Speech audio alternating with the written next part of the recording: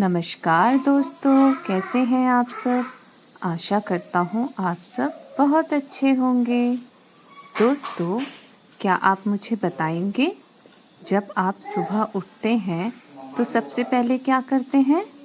जी हाँ, अपना मुंह धोते हैं और उसके बाद ब्रश करते हैं, फिर नहाते हैं, घर की सफाई करते हैं। आपकी माताजी आपके लिए नाश्ता और खाना भी बनाती हैं।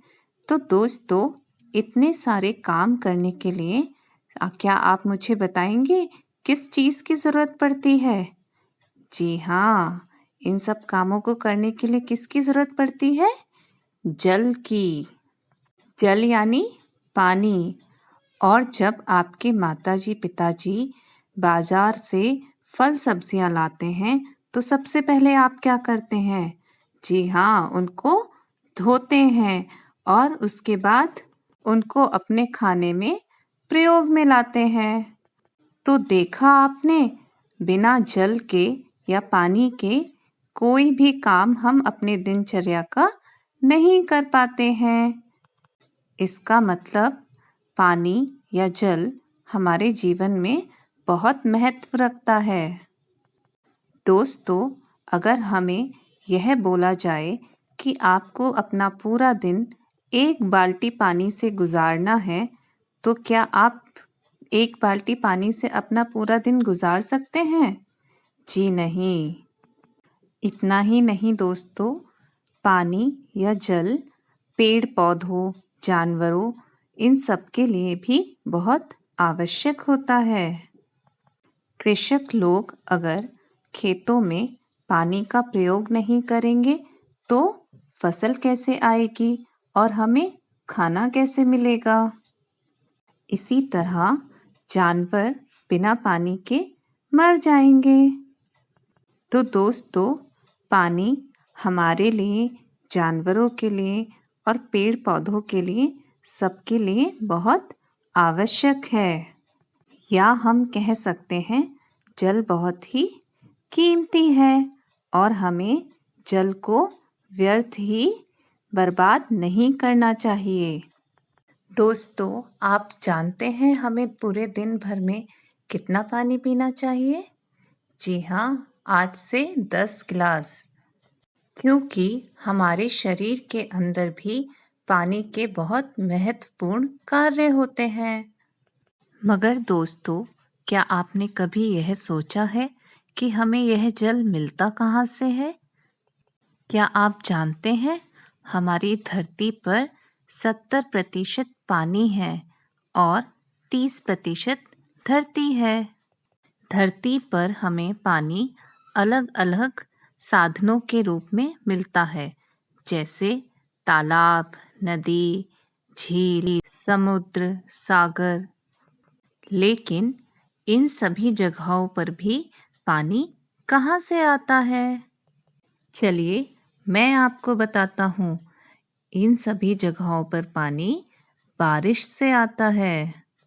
जी हाँ दोस्तों, बरसात का पानी जल का सबसे प्रमुख स्रोत है, यानी कि साधन है।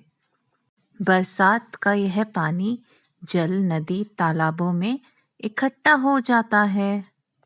इतना ही नहीं, बरसात का पानी जमीन के नीचे भी इकट्ठा हो जाता है और जमीन के नीचे इकट्ठे हुए पानी को हम कुएं या हैंडपंप के द्वारा प्रयोग में लाते हैं।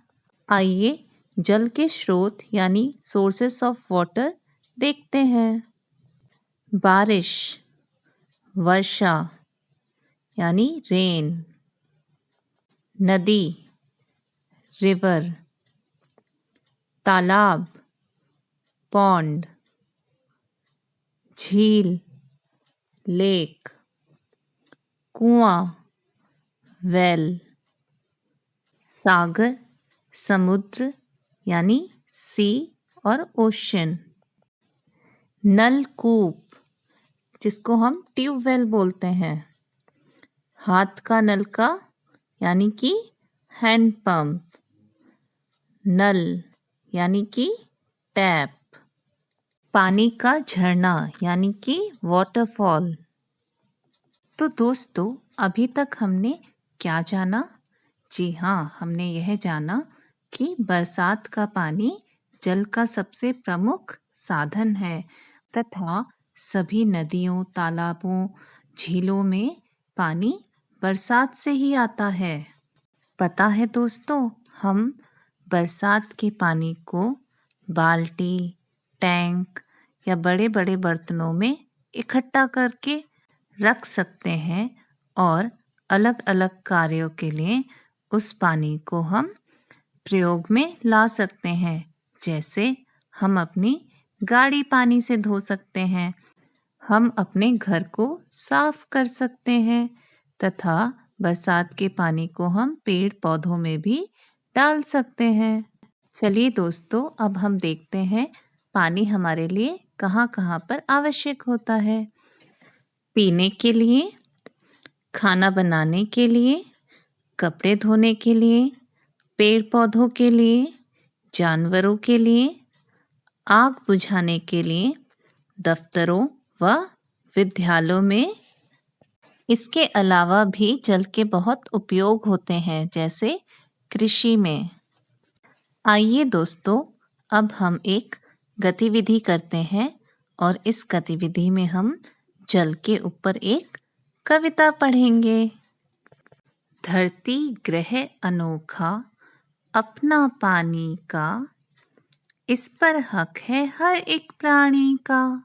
मतलब हमारी धरती पर बहुत सारा पानी है और इस पानी पर हर एक मनुष्य का हक है, अधिकार है। हम भी समझें, हम भी जाने, क्या क्या है साधन इसको पाने का। मतलब हमें समझना चाहिए और जानना चाहिए कि हमें यह पानी कहाँ-कहाँ से मिलता है, किन साधनों से मिलता है। कुएं, झरने, नदियाँ और ताल तलैया, खूब मज़ा लेते हो तुम बारिश में नहाने का। मतलब कुएं, झरने, नदियाँ और ताल तलैया, इनसे हमें पानी मिलता है और कई बार हम इनमें नहाकर खूब मज़ा लेते हैं और बारिश में भी हम खूब नहाते हैं। ड्रम भरो या ट्रक भरो, चाहे भर लो जहाज पानी का, लेकिन बच्चों प्रण करो, लेकिन बच्चों प्रण करो, ना व्यर्थ इसे बहाने का। मतलब हमें पानी को सेव करके रखना है, बचा कर रखना है, इसको व्यर्थ में नहीं बहाना है। ग्राम राष्ट्र में मिल लगाओ नारा, इस खजाने को बचाने का। जल बचाओ कल बचाओ, यह समय है जगने और जगाने का। मतलब दोस्तों, हमें यह नारा अपने राष्ट्र के हर एक गांव तक पहुंचाना है कि हमें जल को व्यर्थ नहीं करना है। जल हमारे लिए एक खजाना है और हमें इसको सुरक्षित रखना है। अगर हमारा जल आज बचा रहेगा तो हम उसे कल भी पी पाएंगे। यही समय है जगने और जगाने का। तो दोस्तों, आपने इस कविता से क्या सीखा? जी हाँ, हमने यह जाना पानी के बहुत सारे साधन होते हैं जिनसे हमें पानी मिलता है, जैसे कुएं, झरने, नदियाँ, ताल तलैया, बारिश। और हमने यह भी जाना कि हमें पानी को व्यर्थ ही नहीं बहाना है, खर्च नहीं करना है। पानी हमारे लिए बहुत ही आवश्यक है। अगर हम आज पानी को खर्च कर देंगे तो कल हमारे पास पीने का पानी नहीं बचेगा। इसलिए हमें जल को बचाना है और जल को गंदा भी नहीं करना है। तो दोस्तों, आप सभी को क्या करना है? आप सभी को जल की इस कविता को याद कर कर एक शॉर्ट वीडियो बनाकर भेजना है। और दोस्तों, आपको अपनी हिंदी की उत्तर पुस्तिका में पानी के सभी स्रोतों या साधनों के नाम लिखने हैं। बाय बाय दोस्तों।